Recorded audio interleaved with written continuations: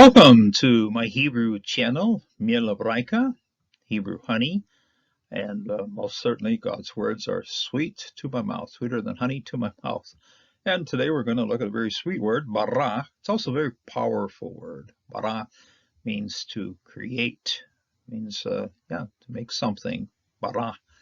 Very key word, of course, in the creation narration. When God makes the world, Bara stands front and center in what he is doing. Find it right at the start. First verb, actually, of the Bible, and a powerful verb, one that has punch. You think of lightning as barach. This is bara, right there with it. Okay, boom, things are moving right along. This verb has strength to it, has power to it. Barach. You can almost feel the power of God when he's using it in making his world. Bereshit bara Elohim et hashamayim v'et haaretz. Barach here, to make, to create. God created the heavens and the earth. I don't separate make and create. Those two things run together. Okay, asa and bara are very much parallel verbs in Hebrew. Sometimes in modern thinking you go, oh, you got to separate those two. No, those two really do go together a lot. So, Bereshit bara Elohim et hashamayim v'et haaretz. God made the heavens and the earth. Then we have, as we noticed here, we're down 20 verses into the creation story, so a large portion of the creation. And so what you're having here, bara is used again, but it's used as almost a wrap-up of all the work that God is doing. In other words, when you see it again, a lot of things have happened. And so bara is used at that point. God is making, God is creating these things, all these things we have here. Ve'yebarach Elohim et hatananim hagadolim ve'et kol nefesh hachaya haromeshet asher zurzu hamayim lemenechem et ve'et kol of kanaf lemenehu. Elohim ki tov. This is Zarazu. You can almost see him zigzagging. In fact, this is Sadik here. Just take it as the animals of the sea swimming around back and forth. You see the fish going back and forth here, almost inside this consonant here. It's got the form of fish swimming back and forth. I like to visualize things when I'm looking at them, and this is one of them. So Yebarach and God. Yebarach. You know, it's almost easy to put a cuff on here and you make it the blessing. Yebarach, and God created, made the tananim, the big fish. This includes crocodiles and whales and so forth. Tananim, hagadolim, and then everything that's a living creature on the earth. Those that are also like snakes going back and forth. Rameshet, that swarm. And we get to what's the highlight of the creation in Genesis 1, verse 27, when we get to Adam. And you have Adam, and you have Zakar v'Nechba. And at this point in Genesis 1, verse 27, the word create, barach, appears 3 times. And in Hebrew, when Hebrew wants to emphasize something, it's willing to repeat it. And then here, this heavy-hitting, strong-hitting verb is repeated 3 times in this particular passage. Ve'yebarach Elohim et ha'adam be'shalmo be'shalem Elohim barach oto zakar v'nechba barach otam. And like I said, 3 times, barach. Okay? This means that what has happened here with the creation of man and with the creation of male and female, this is then emphasized through the repetition of the verb to create. Okay, barach.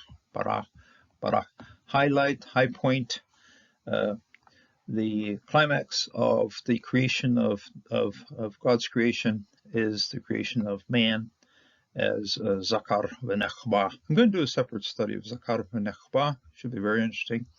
And stay tuned for this study. It's coming up sometime in the short future. So we have something interesting to look forward to when we get to Zakar v'nechba.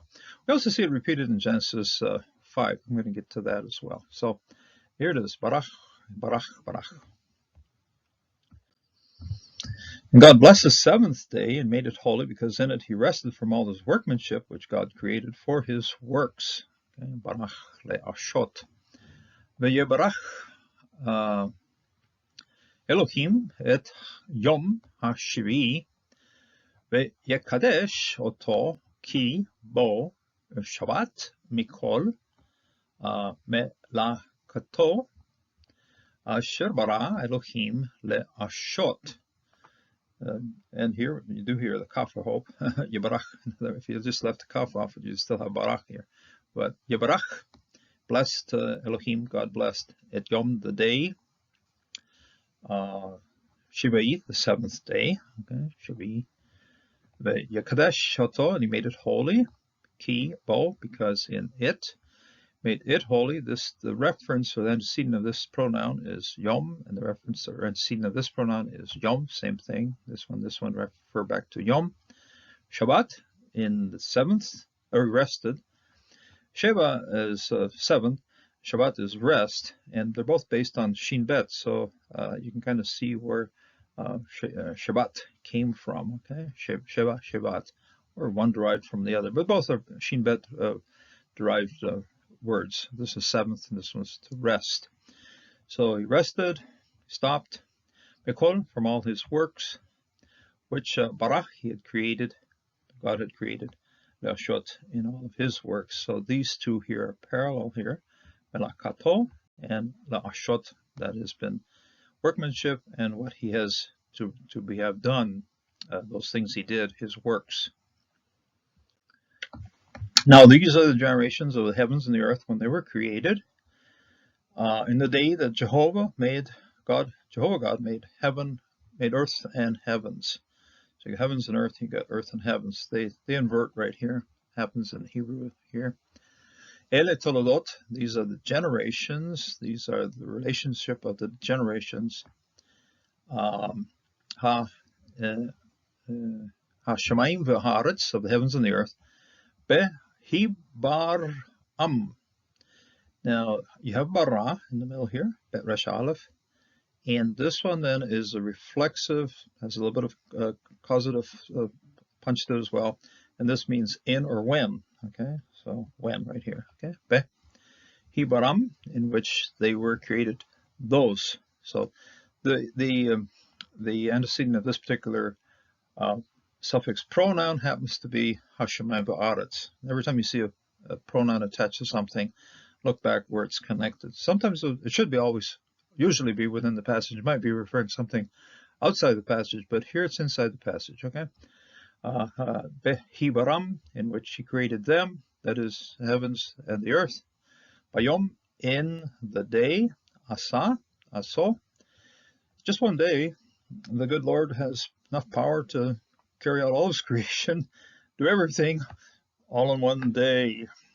Now, if you got a literal Western mind and go, that's 24 hours, and then you've stuck with the first chapter, you have the first chapter of the Bible, which says 7 days.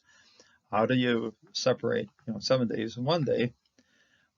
You have to consider very clearly that Yom means the event, the time, the happening, and it's if when we start applying 24 hours to this, we are doing damage to the meaning. So let's be very careful here.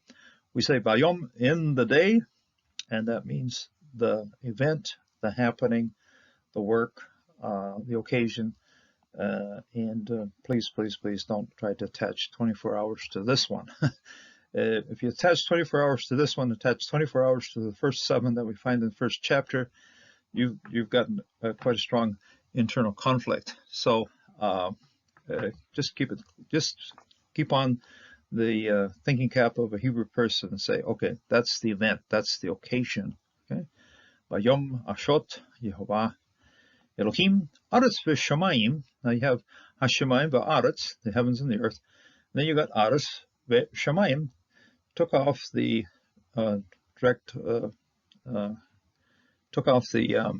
articles here, but yeah, heavens and earth, earth and heavens. And that makes this a bit of a chiastic structure. In other words, we start with heavens and earth, and then we end up with earth and heavens. So it's just a very interesting literary structure that's happening here, both with the order of the things that are created and also the lack of the direct article right here in the front of this one, in front of this one. Very purposely done in that way to make this, it makes it a complete package. Okay, it makes it something that's got unity in the way it's understood. And up to Genesis 5 verse 1, this is the book of the generations of Adam. In the day when God was creating man, he made him in the likeness of God. Zephyr is book, but also the listing. Okay, Sefer, we can, well, Sefer Migayot, when it's a book of the scroll, you have something that's written out. This is something that's the listing. Okay, so the listing. Zephyr, Toledot of generation, Adam, of Adam, of man, Adam, yeah, mankind. Bayom, Bero, he is creating. In the day that he was creating, then Elohim was creating, again, in a day, in the day. Okay, here we go, the day. Bayom, Bore, Elohim, God made all of his creation one day. Got it? Bayom Bero, Elohim, Adam, Adam, mankind, man. It's interesting that they'll put up here Adam and then they'll put here man, but these are the very same word right here. Adam, Adam. Bid Amot, in his likeness. Elohim asa oto. In his God made him in his likeness of him.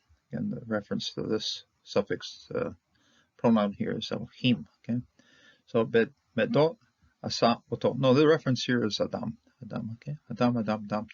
He made him to him. And the bara here is this particular verb right here. And male and female, he created them. Zakar v'nechva. We've seen this in Genesis 1:27. Again, very same sequence again. Zakar v'nechva. Baram, he created them. Okay, this is antecedent of this pronoun here are these two things. He created them. Yivarach, and he blessed otam, them. Same antecedent of here. Be'ekra, and he called it Shema, is the name of them. Adam, man. And Bayom, Heb, Biram.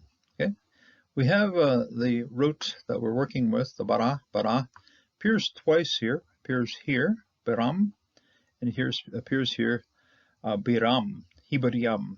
Okay, and this one is a reflexive then. They was created. They were created.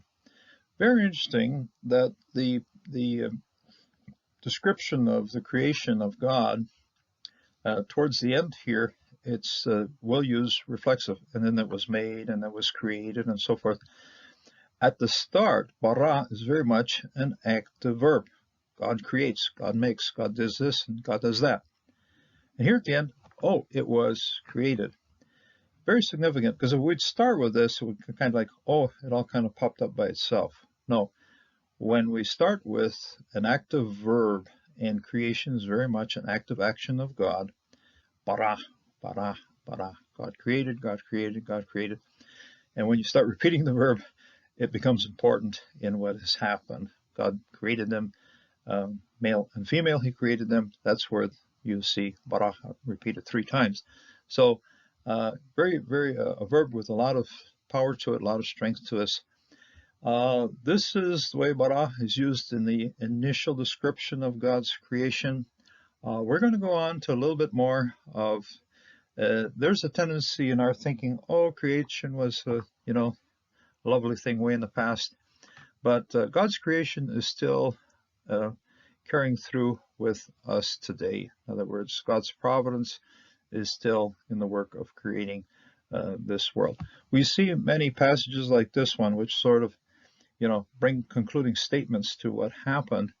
but very much the creation of God is an ongoing process with us even to this day. We still live in a world that is being created. And when we know that, it becomes beautiful and powerful to know that God is still working with us. He hasn't left us alone. He's still creating this world.